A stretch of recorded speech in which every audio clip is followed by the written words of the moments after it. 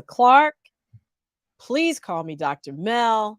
And we are here each and every week doing what we do on Excuse Me Doctor, which is bringing you the information that you need to make wise health decisions, not just for yourself, but for your family and for your community. So thank you so much for tuning in on any of our platforms, whether it's YouTube, Facebook, or Sirius XM, HUR Voices, Sirius XM 141. We'll get that right. So if you're newbies and you're tuning in for the first time, if you're on YouTube, please hit that subscribe button. And if you are on Facebook, we would love if you hit that like button. And of course, please remember to put your questions in the chat, because that is why we are here, to make sure that we answer what's on your mind. Now, let us get into creating an amazing week for ourselves with all the health topics we are going to cover. And if you have watched the show before, that I must have my two incredible co-hosts to join me in doing that. So I welcome and bring to the virtual stage Mr. Wayne Bruce and Miss Bria Good. Howdy, howdy. Hey. Howdy. Studio's on fire. Studio is on fire. Man, Dr. we coming back here Wow. to talk about health after we didn't ate all that good food for Thanksgiving. I'm telling you, we are in this holiday season, and it's going to be like parties and food and eggnog and all kinds of stuff. So, hey. Everything is happening. I can't get Yeah. the mic straight here, Dr. Mel. Wow. People say they heard breathing earlier. I don't know what they talk about. Well, your shirt looks good. I like the shirt. You like the shirt? Yeah, I like the shirt. My camera is messing up, so they can't see the shirt all the way. Oh, okay. But all by right. the time we get back on with the questions, my shirt is gonna be. I won't be gonna tight. be tight. Be tight. Okay. Be tight. All right. Cool. I got to do some rebuilding, y'all, in the studio. So. All right. Well, howdy maybe while everybody. Yeah. Hey, y'all. So, we have something we're talking about today, right? Bria, what's going on? What you mean? What are we talking about? Oh, we talking about the toxic things are in the items that we use, right, Dr. Mel? You got it. Yes. There are literally thousands of products that have health destroying chemicals in them that we are exposed to. We expose ourselves voluntarily, but often unknowingly. And you know what? A lot of times these products are marketed specifically and over marketed to who? Communities of color. So we're not into, right, of course, Black and brown people. So, we're not into being victims here at Excuse Me Doctor. All you in the Be Health Empowered family know that we are here to help provide solutions. So we're going to be talking about what is making us toxic and what we can do about it. And we have an incredible guest from an organization called the Environmental Working Group, or EWG. I'm like a fangirl of this organization.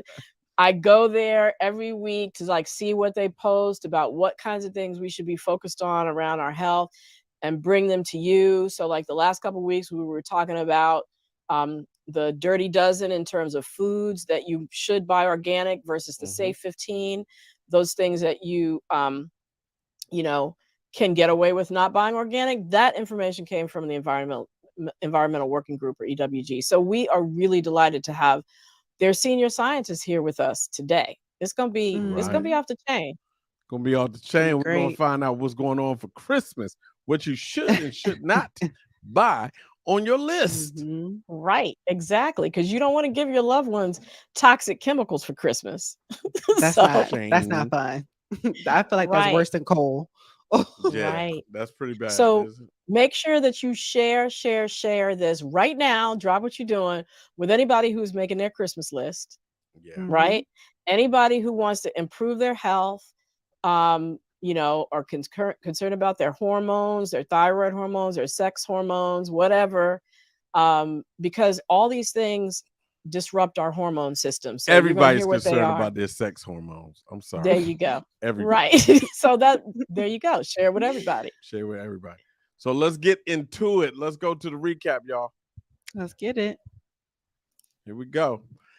So, Dr. Mel, Yes. we're in a triple demic. What's up with the COVID update? We're in a triple demic. This is called a triple demic now. Yeah, that's because it's not just COVID on the scene, but it's RSV, which we know is hitting kids a whole lot. I mean, hospitals are running out of space and supplies because of just the, um, you know, incredible number of children that are coming down with RSV. And then, of course, it's flu season. So all three of these viruses are conspiring together to really hit healthcare workers hard and make it so that there are long waits when you go to the hospital, etc. Now, if you have to go to the hospital, of course, you should go. But if it's something that you could deal with your primary care or in an urgent care, I would try that route first. Okay. Oh, man, I swear. Every year it's like it's worse. Yeah, look, Right. let's talk about this past weekend. We went shopping. Oh, Lord. Dr. Mel and I went shopping looking for a bed. And the dude and our salesman was a cancer. He was going through treatment. Right. And he had no mask on.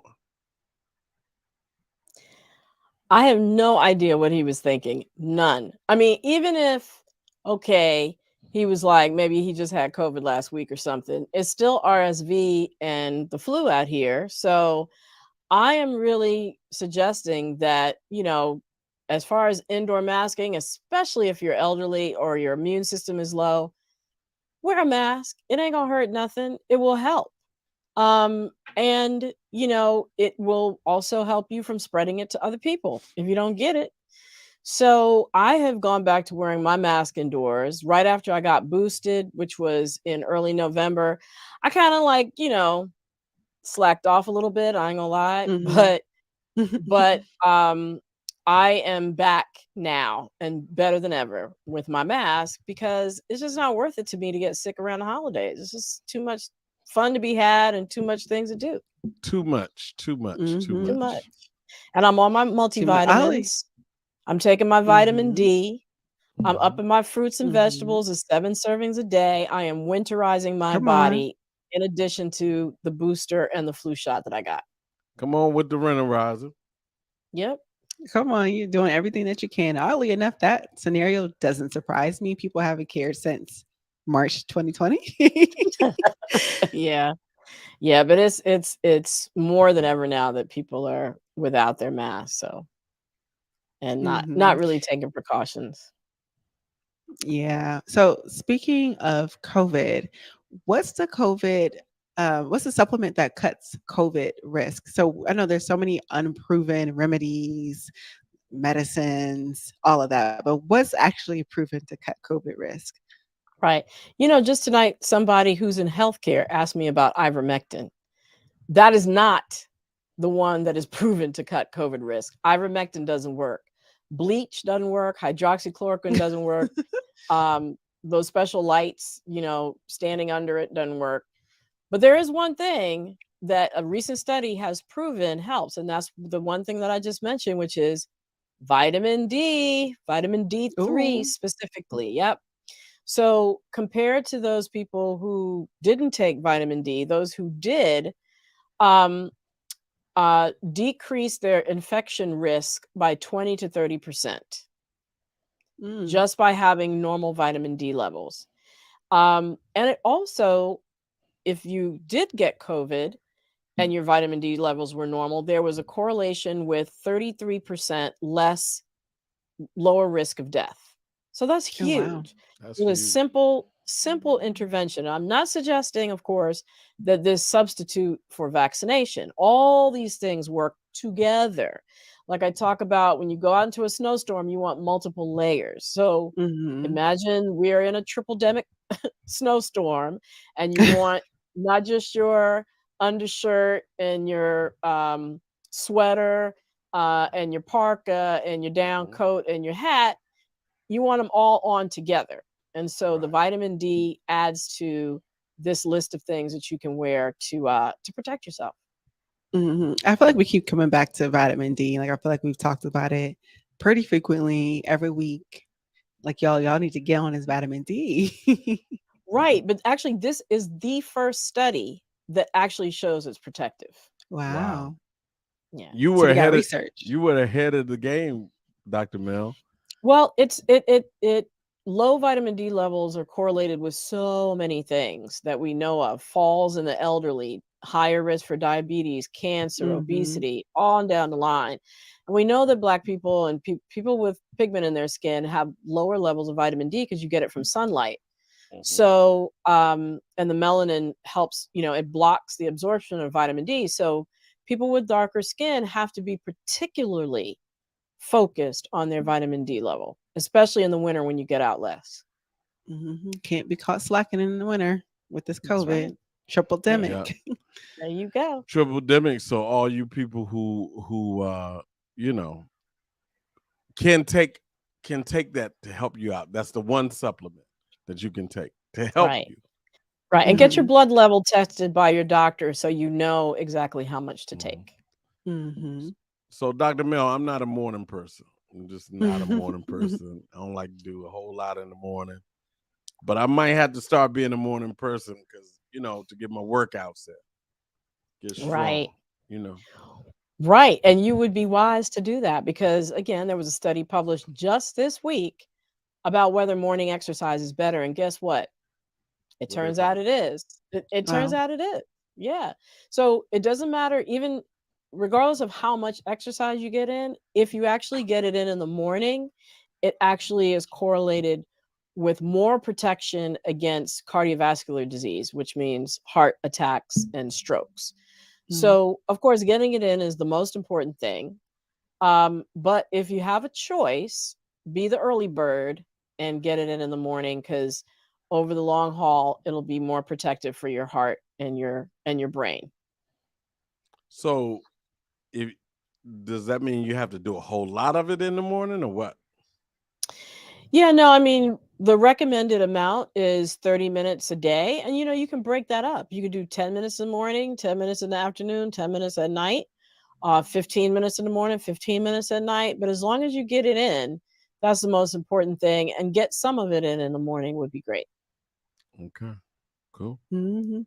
I just did my morning workout today, and Okay. that made me feel a lot better about Yeah, working it out this morning. Cause energizes you. It You really does. started I in the started morning, Bree? uh, look, I normally do the evenings. I tried the mornings this time, and I was tired. I won't lie to you, I was tired at work, but it does help you uh-uh. get a little burst of energy In the in the morning beginning, with your in the coffee, morning with your caffeine. with the coffee. Right.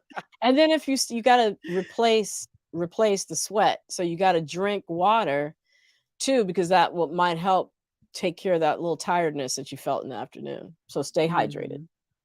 Definitely gotta drink my water and Yep. not drink alcohol, because apparently alcohol is causing problems for young people. And we think we invincible. We think we can take on anything. So it's a holiday Yeah. season, and then there's a lot of gatherings, a lot of associations, a lot of alcohol and things going on. So what's going on with this? Yeah, so we now know that for young people aged 20 to 49, that 1 out of every 5 deaths in that age group is related to alcohol. Oh And wow. and it looks like those numbers were from 2015 through 2019. It looks like they've gotten worse, of course, during the pandemic because more people started drinking because they were staying home and they were isolated. So during the pandemic, um, so some of those deaths were 100% due to alcohol, like Mhm. alcohol poisoning or you know damage to the liver from a lot of drinking over time, and then some of them were partially related to alcohol. For example, like injuries from car accidents or Hmm. falls. Um, so, of course, policies would help to decrease this premature death rate from alcohol. By policies, I mean like, when you go into the hood and you see the high concentration of liquor stores, zoning can help Hmm. that by cutting back on the number of liquor stores that are in a neighborhood. or putting higher taxes on alcohol to discourage buying a lot. Um, but it's also really important to be able to recognize the signs of alcohol use disorder in yourself or in your loved ones. So I'm going to run down a Mhm. couple of them. One is any pattern of alcohol use that involves problems controlling your drinking or being preoccupied with alcohol or continuing to use alcohol even when it causes you problems in your life and your functioning. The other is if it involves having to drink more and more and more over time to feel the same way and get the same effect, that's a red flag. Another red flag Mhm. is if you start having withdrawal symptoms when Mm. you decrease, and withdrawal symptoms, having tremors and shakes. That's Mhm. one of them. And then the last thing is binge drinking. A lot of people think, oh, I don't have a problem with alcohol. I only drink on the weekend. Well, how much do you drink? I drink 3 12 packs. That's a Wow. problem. Yeah. Mhm. So anytime a man has 5 or more drinks and a woman within 2 hours, or a woman has at least 4 drinks within 2 hours, that's binge drinking. And Mhm. that can cause significant health and safety risks. So if any of those things are going on with you or loved ones, there are two, talk to your doctor, but there are also two immediate options you can take. One is find Alcoholics Anonymous near you. So that's aa.org. Very simple. Or you can call 988. That's the new crisis service hotline where you can Mhm. get help and get referred to an alcohol treatment program. Wow, that's sad. We have one of the Mhm. comments from Maria Sindos says alcoholics will find alcohol even if they have to drink antifreeze. Yes, And that's which is unfortunate, deadly. which is deadly. Antifreeze This is kills you. unfortunate. It gets you high immediately, but it's fatal. And Mm, I have taken care of people who Mhm. have died from antifreeze poisoning. mm. So she's exactly right. Thank you for sharing that, Maria. Wow. So I guess we have to move on. We lost Bree. Oh, no, Oh, I'm she's here. back. She's there back. she she's She ain't go back and nowhere. forth. Okay, you there, Bree? Internet hiccup. I'm alive. The alcohol information got me. I'm like, wow, I'm so surprised. I had to log off and log back in. Uh-oh, that microphone is a little different, but we'll get to it. We're gonna go where? Where are we The going? What week. time is it? We need a The weekly debunk. That one was a Stopping little slow. misinformation in its tracks. All right. So Here with Tiana, Twitter fingers, and hopefully you all can hear me okay. But she texted me, called me, all those things today, and was talking about. I saw a TikTok video on reasons not to expose my baby to the measles vaccine. After all, ain't no measles outbreaks anyway. That don't sound Um, right to me. what you say? You probably said, I don't know about that. Excuse me, Dr. Mel, is that true? Well, no, there are measles outbreaks going on, and there is a reason to get the measles vaccine, or make sure that your child is vaccinated against measles. So in 2019, the United States experienced the greatest number of measles cases reported since the disease was eliminated from this country in 2000. Let's be clear how it was eliminated. It was Mhm. eliminated vaccination. And an outbreak is anything more than 3 cases. So right now, even as we speak in Columbus, Ohio, and shout out to my fam in Columbus, Ohio, but they are having a measles outbreak there right now. There are 21 children, all under 4 years old, um, who now have measles, and unfortunately, none of them are vaccinated. And measles is super, super contagious. 9 in 10 people who are exposed to it and are not vaccinated will get it, and it can be miserable. Mm. Fevers, cough, runny nose, watery eyes, and a red rash are the hallmarks of measles. But in 1 in 5 people, it can actually lead to pneumonia, brain inflammation, and even death. So it's nothing to play with. Um, Now, the reason that measles outbreaks are rare in the United States is because communities with vaccination rates over 90%, so you've heard of Mhm. herd immunity, that's what that Right. means, Mhm. it protects, it kind of stops the spread. So it's almost like having a firewall, right? because it has nowhere to spread if a bunch of people in the community are vaccinated. And that protects infants who aren't old enough to get it, because you have to be a year old to get your first dose. And it protects people who can't get vaccinated because they're immune compromised. So, and that's only true for measles, by the way, because it's a live vaccine that's weakened. So people with weakened immune systems shouldn't get it. So when your local immunization rate dips below that 90%, that's when the outbreaks happen. Okay. So it's 97% effective. It's safe. And if your baby is eligible for the vaccine, please get it. Let them get Mhm. it. It protects them and it protects all of us. Go get it. No measles outbreaks this year. None. None. Yes. Noni. Yes. Nada. Well, Dr. Mel, we're going to get out of here. All right. All right. Well, we'll see you back pretty soon. Thank you so much. So now we're going to get into our show. We all know that there are disproportionate rates of cancer in communities of color. There are multiple reasons why, but we're going to just specifically explore one on our show today: the harmful chemicals that we voluntarily, but often unknowingly, put into our bodies or even on our bodies. Yes, this is a thing. And it's a thing that unfortunately is leading to poorer health and even death in some cases. But you know what? Thankfully, there are people out there who are devoted to shining a light on these chemical exposures that we unknowingly have to help you make informed choices for yourself, your family, and even your community. And we have one of those individuals with us today, Kaley Beins. She's a senior scientist at the Environmental Working Group, and with over 8 years of experience as with an MPH in environmental health sciences, a BS in environmental biology, Kaley focuses on how our environments can affect human health. She's passionate about improving public health through education, through policy, and community empowerment. Welcome, Kaley. Thank you so much for being with us today. Thank you so much, Dr. Clark. I'm really glad to be here. Wonderful. Well, let's just jump right into it. What does the Environmental Working Group do? So the Environmental Working Group, or EWG, as we're also known, is a nonprofit that was founded in 1993, so almost 30 years of our work so far. And we were focused on education and empowerment around issues of environmental health with a focus on chemical exposures. So we have a team of scientists that publish and stay on top of the latest scientific research and maintain and create our public databases. So some of our tap water databases, our consumer products databases, our food guides. We also have a government affairs team that works to improve legislation around these issues at the state and the federal level.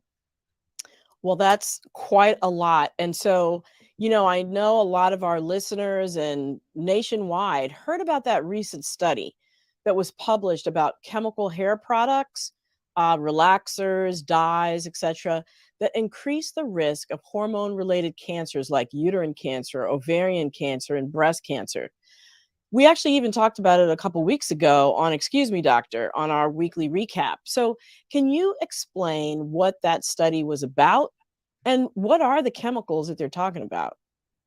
Yes, so this is a really important study. It was just published in August 2022. It came from the National Institute of Environmental Health Sciences in North Carolina, so a really great source for this type of information. And so this specific study, it was based on what's called the sister study, so a cohort of women who had sisters that had breast cancer, but they themselves did not have breast cancer. And so it's been used to study a bunch of different chemical exposures and different health outcomes for this group. And this particular study asked these women to report their hair product use and then followed them up to see if they developed cancer. And so specifically what they found in the study is that women who reported ever having used chemical hair straightening products compared with women who had reported never having used these products had twice the risk of developing cancer, uterine cancer specifically. Mm-hmm. So, did it matter how long they had used the products for? Like, you just used it once and your risk was increased, or did they see a pattern in terms of the duration of the time? So they did look also at frequency of use, and that was a slightly less of a risk if you used it more frequently than less frequently. But really, the main finding of the study was comparing ever having used it to never having used it. And one of the chemicals that they identified as a potential problem is formaldehyde or formaldehyde releasing chemicals. So chemicals that aren't formaldehyde themselves, but can break down into formaldehyde as they stay in products. And so formaldehyde itself is a carcinogen. It's a confirmed carcinogen. It can affect your DNA. It's in a lot of these products, especially Brazilian blowouts has been getting a lot of attention right now. And it could potentially also be an endocrine disrupting chemical, or EDC, or endocrine disruptor. And so that is a group of chemicals that can affect your endocrine system.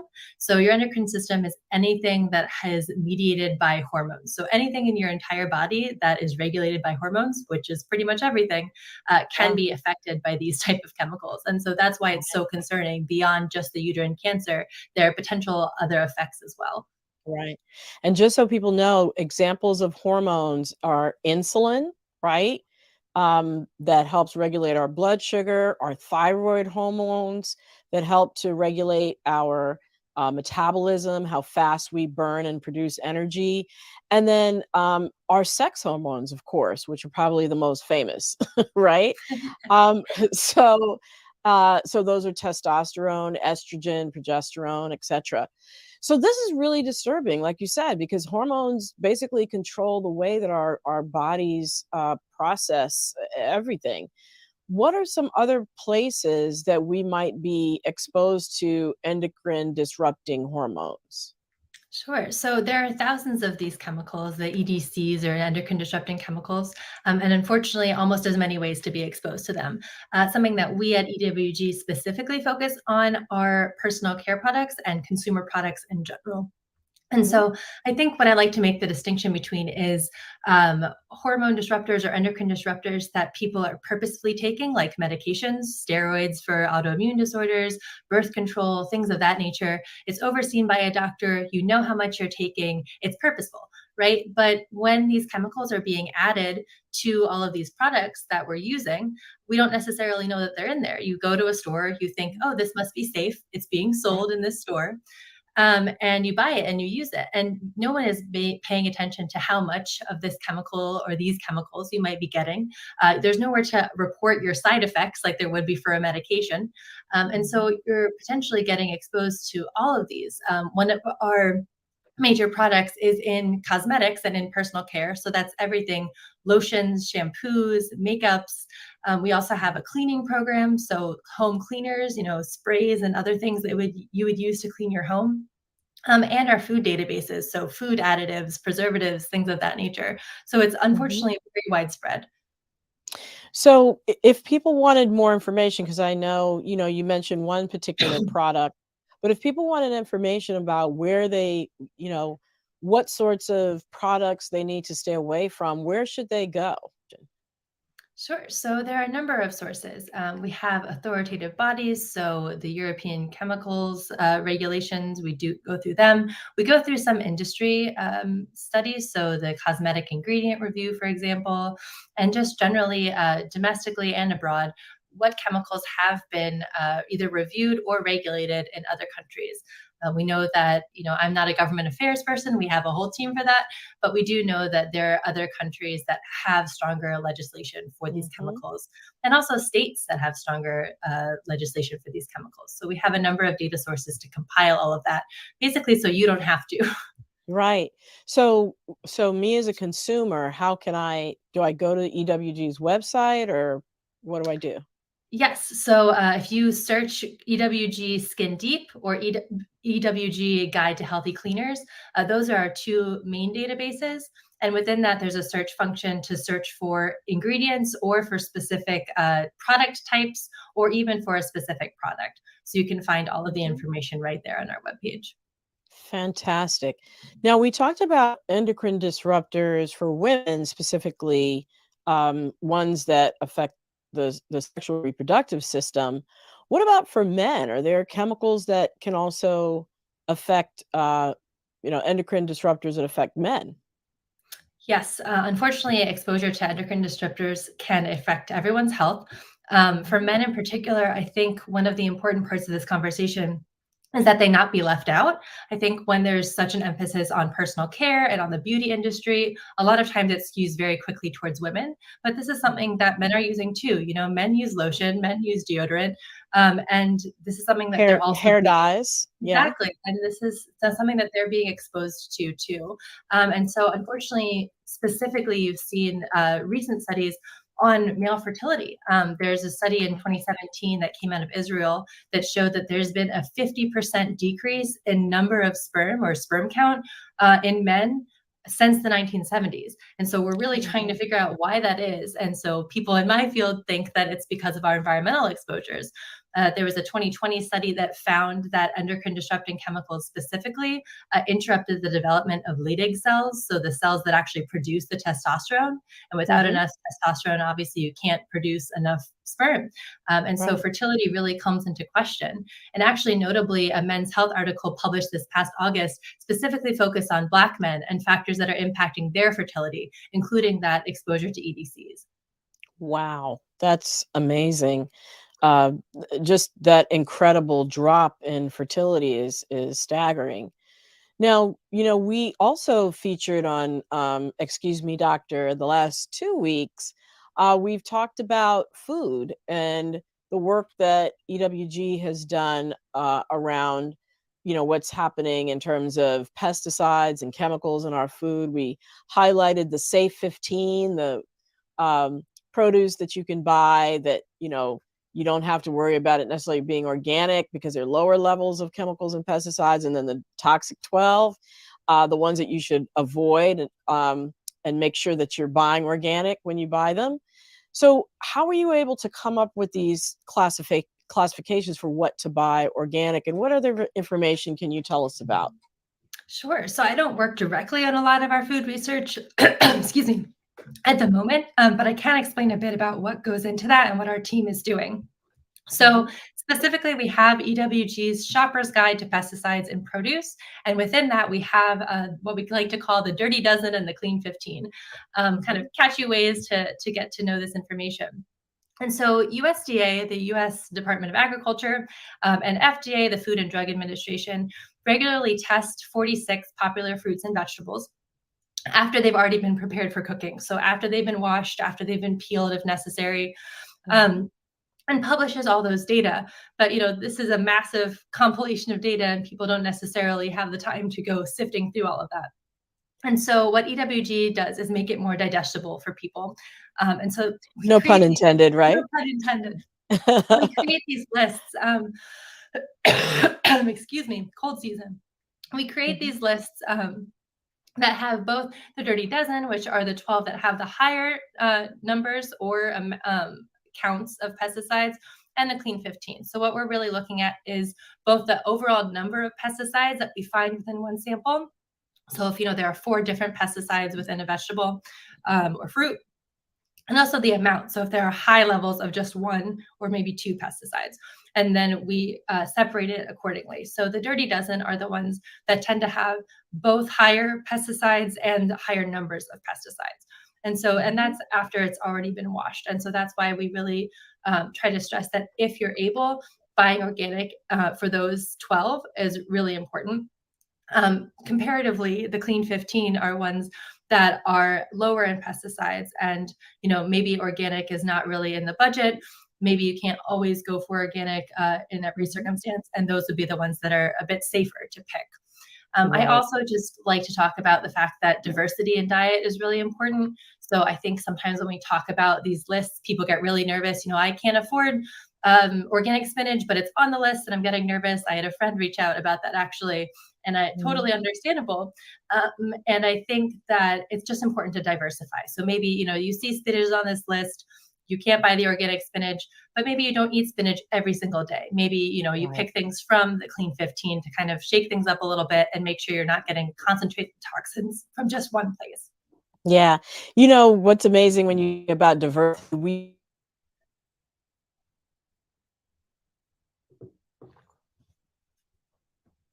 people's highest level of health are ones who eat at least 30 different kinds of fruits and vegetables each week. And so that diversity is so key. And one of the other things we also talked about when we talked about the Dirty Dozen was ways to clean your produce, right? In terms of using vinegar and water dilution or baking soda and water dilution, because soaking your produce in that actually helps to get any additional chemicals and pesticides off if you can't afford to buy organic. So yeah, yeah, thank you for mentioning that diversity. So key. Eat the rainbow. Um, so we've talked about, the chemicals that are these endocrine disruptors that are found in these personal care products, as well as these pesticides and chemicals in our foods. What other kinds of harm can they do to our body besides increasing rates of cancer? Is there any link to obesity? So, short answer is yes. Long answer is a bit more complex. So, to go back to our discussion at the beginning, where endocrine disruptors, because they're affecting anything that's hormone regulated, which is basically your entire body, there are so many outcomes that they can affect. And so, Mhm. in some cases, you'll hear endocrine disruptors. Excuse me. Excuse me. You'll hear endocrine disruptors be referred to as obesogens. I don't love that term. I prefer the term metabolic disruptors, but Mm. the end point is the same, is that the fact that they are impacting the way that your body metabolizes foods. And so we don't know exactly what that looks like long term and what that really means. It's definitely something that's still being studied scientifically. We've written a couple blogs about this if people are interested in more information on our website, but you see things, from food additives and other sources as well. And again, going back to the point about eating the rainbow and the diversity, this also is important because it's just one part of your health, right? So I obviously am really passionate about chemical exposures, but that's not the only source of health issues. And so, in talking about obesity and talking about weight, it's important to think of this as just one factor of many Sure. when people are addressing this part of their health. Sure. And then you mentioned that Men's Health article that addressed Black men and their fertility. Is it that, do we see a connection between the rates of exposure to these harmful chemicals being higher in communities of color? We do, unfortunately. So, specifically, if we're talking about personal care products, a 2015 report that we put out found that products marketed to Black women in particular had more hazardous chemicals than products marketed to the general public. So that's one part of it. The other part of it is that occupational exposures and exposures from neighborhood and zoning laws that put incinerators and waste dumps and other things in neighborhoods are just adding this chemical burden to communities of color, specifically Black communities. And so it's known as a form of systemic racism, specifically environmental racism. And Harriet Washington writes about that in her book, A Terrible Thing to Waste, that she published in 2019. But it's basically, it builds off of Dr. Robert Bullard, the father of environmental justice, as he's known, his work in applying justice paradigms to environmental health. So what are these chemical exposures that communities of color are seeing, and why? And why do we need to address it in a way that actually prioritizes communities of color because of this undue burden that they're facing? Yeah, absolutely. Well, I have 1,000 more questions for you, but we have to bring back in Bria and Wayne, who are gonna bring us, the word from the street, the questions out there that I know are burning on everybody's mind. Welcome back, Bria and Wayne. What do you In- have for us? Incredible discussion. We That's have really good. we have some questions out there, but I'm gonna let Bria go first. Go, Bria. Yes. So, first question is from Lola Smith. What ingredients should we look out for on hair products when trying to reduce our risk of cancer, since many of them break down into formaldehyde, right? That's correct. Yes, that's correct. And I think the challenging part of this question is that it, there's not even just one specific chemical that is going to cause all of these issues. There of endocrine disruptors, there are something like 4,500 of them that are known at this point. And there are giant groups of them, like all the parabens, all the phthalates, things of that nature. And so I don't want to limit it just to one specific chemical, but I will say that the way that we work in our database is to individually assess all of these chemicals and then give an overall product score. So I would say that I would recommend listeners and also myself as a consumer to use our Skin Deep database. Really do look up your products or products that you're interested in using and see how they score, see how they compare. If you have one hair dye that is scoring a lot better, a lot lower than another, you might consider using that one instead. I think it's really important to talk about consumer choice because so much of this conversation kind of seems like a Debbie Downer, really depressing and overwhelming. But you do actually have options here. And by choosing these safer products, these lower chemicals or less hazardous chemicals, you're showing industry, this is what we want. We want these cleaner products and we want you to make these cleaner products. And we've actually seen more and more companies coming to us for help joining our program to make these cleaner products because they know that's what consumers want. So not only are you picking things that are safer for you and for your family, you're also actually protecting your whole community by making these more available to people. Mm-hmm. That's Wow. good to know.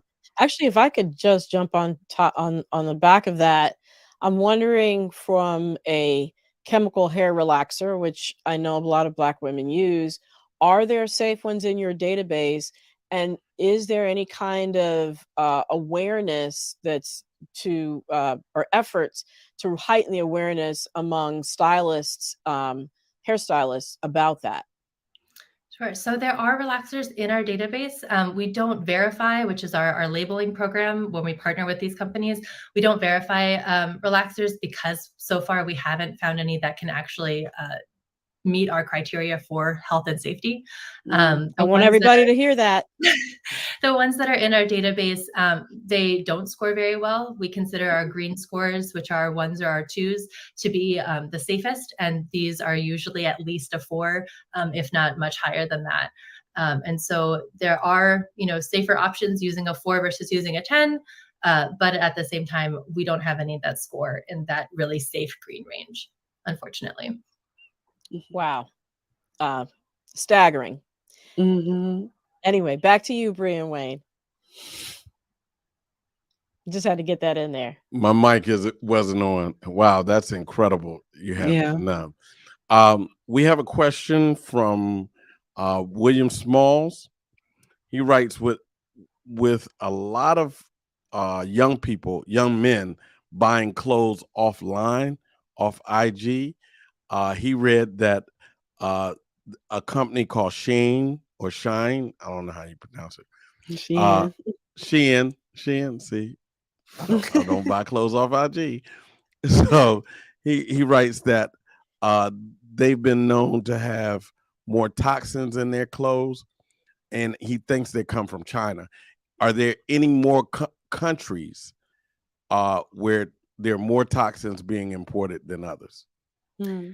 So I don't know specifically about countries, but I think it also goes back to regulation. So even in the US, you have to look at who's actually regulating these products that are coming to market. So we see with personal care that it's really outdated. No one's really looking at things before they make it to shelves. You're just getting exposed and asking questions later. And kind of the same thing happens with clothing. There's not a lot of oversight there. To the extent that I'm familiar with the industry, we actually are, EWG is sending clothing samples to labs to get tested for certain chemicals, specifically PFAS chemicals right now, per and polyfluoroalkyl substances. But they're this class of chemicals that's getting a lot of attention right now because, well, they are endocrine disruptors, like the ones we're talking about, and they cause other health issues as well. And so it is a really big concern there. I don't want to get too, like I said, too into the negativity, but there are a lot of potential exposures for this. And that's why I think picking things where we can, where we are educated about things can really be helpful because it's not about completely eliminating every exposure, but it's about reducing it where you can to make those differences for yourself. Makes sense. I'll go ahead and give you a next question. And this is kind of based off the whole regulations and what is regulated, kind of what you were just talking about. This is from Carolyn Jackson. And the question reads, curious to know if you have any insight as to why there are less regulation on products in the US as compared to other countries. Yes. So In a very like high level part of this, I'm sure our government affairs team would have even more to add. Basically, it has to do with how products get to market, what testing is required. A lot of things in the US are grandfathered in. And so if they already were on the market, there's an assumption that, well, they must be safe because people are already using them. And that's not the case for every country. Additionally, we have the FDCA, the Food and Drug and Cosmetics Act, which basically is what gives FDA all of their ability to regulate these products.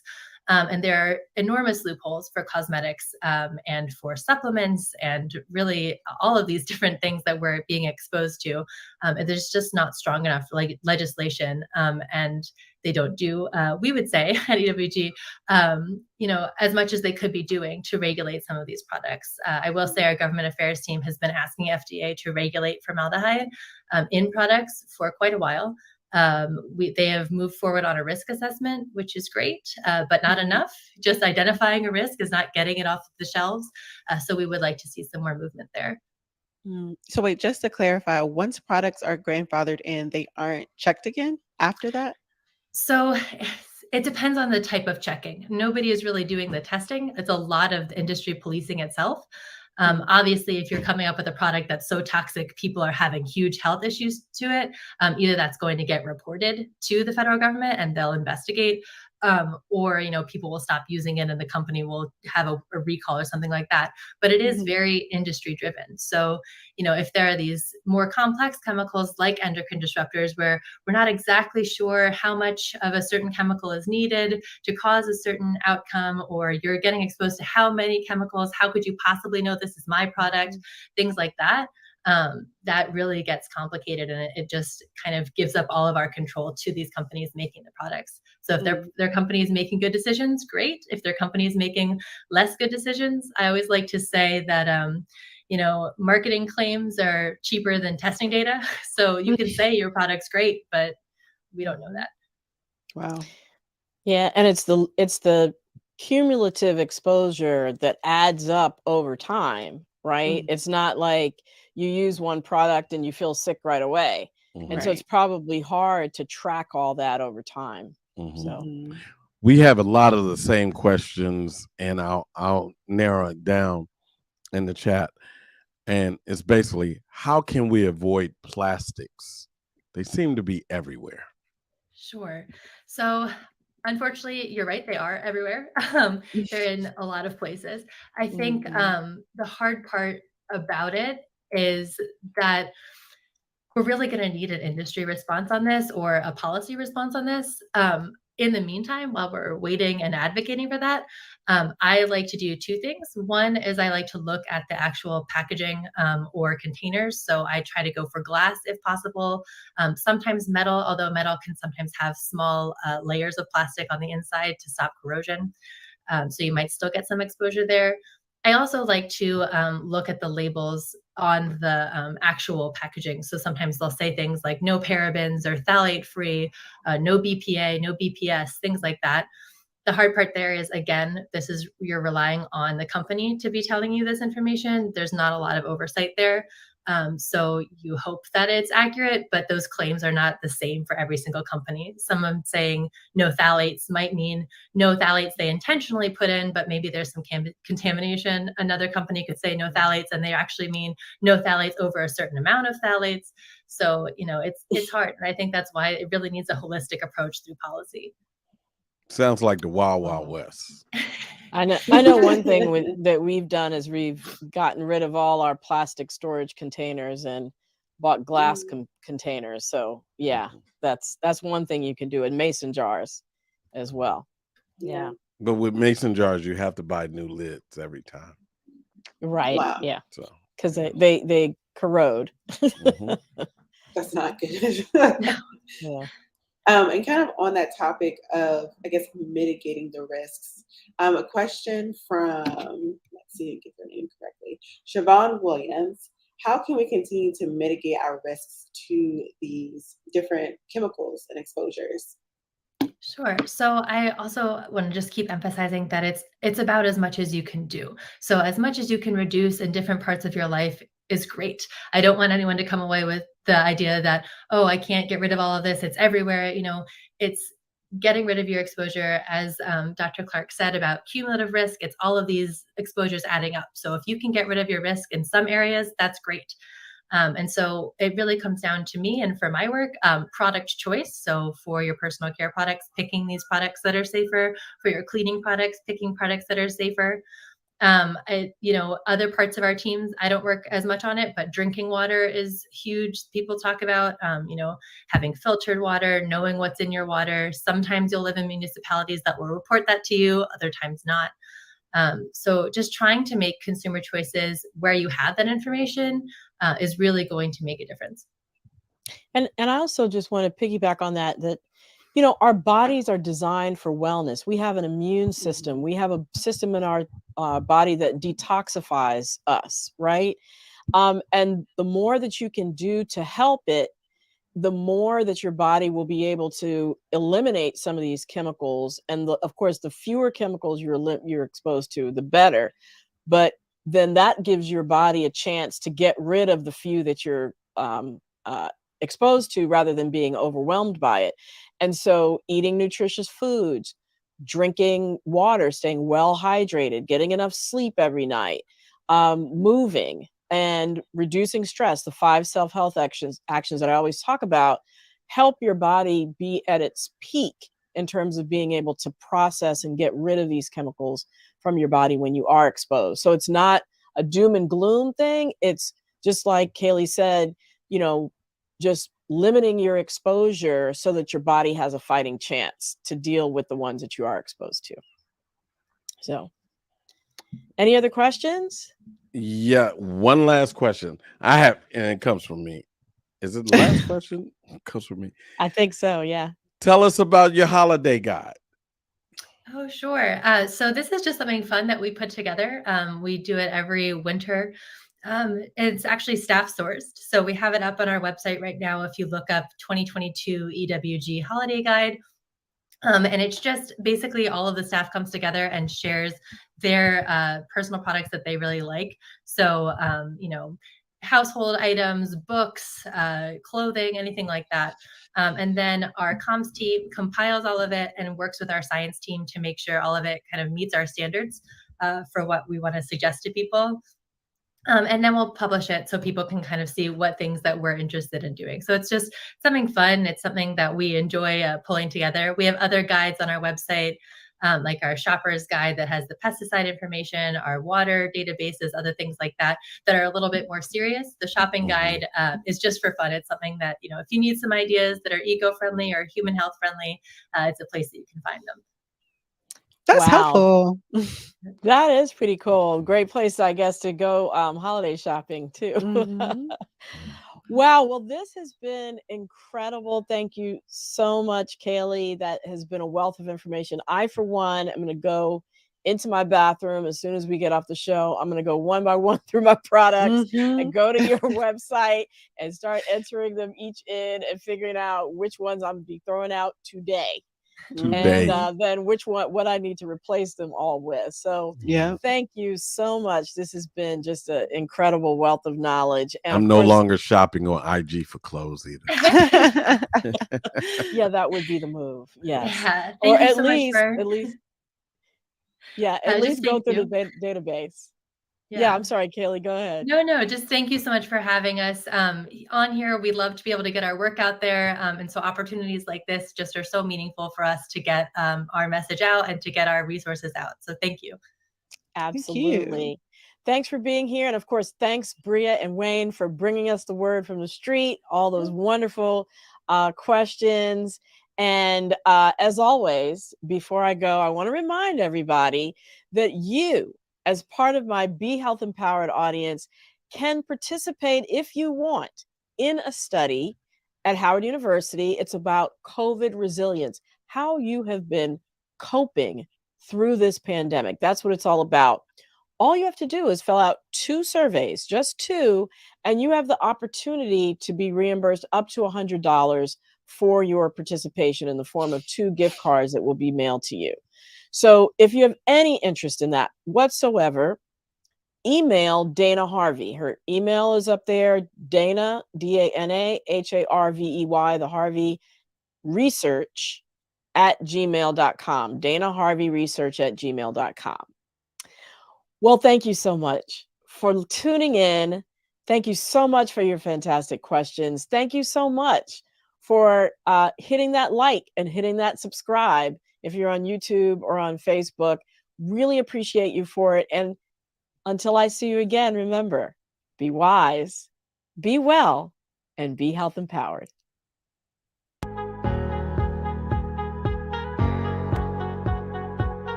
So I guess I should thank the Robinsons.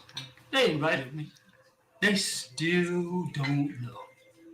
I hooked up with Dave 3 days ago. He'll start coughing tomorrow. And I bet in 10 days he'll be on a ventilator. Now his wife, she's not vaccinated because she thinks it'll prevent her from being pregnant. But what they don't know is that I can decrease sperm count. Sorry, Dave. Good luck with that.